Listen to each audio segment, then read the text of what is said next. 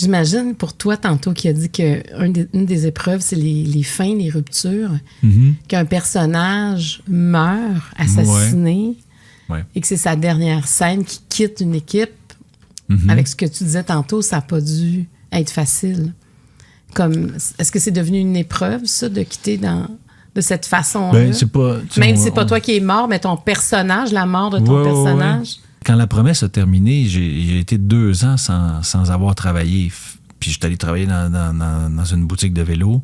Parce que après avoir été ces pancartes, à côté de TVA, s'il n'y avait plus rien qui se passait, on m'auditionnait plus. Quand je me retrouvais en audition, je n'étais pas capable de décrocher les rôles, j'étais tout nerveux.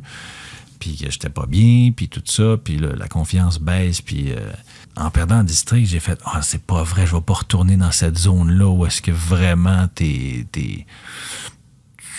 sens vraiment comme de la merde. » Fait que j'ai fait « Oh non. » En fait, c'est la plus grande publicité qui pouvait pas m'arriver, le plus grand service qui pouvait pas me faire, de me faire mourir, puis finalement de créer l'espèce de demande pour moi, qui a fait que, malgré les quelques mois que j'ai pas eu de travail, ça a fait monter ma valeur comme comédien, l'espèce de deuil qu'il y a eu de ce personnage-là, puis veut pas, ben Indéfendable s'est présenté.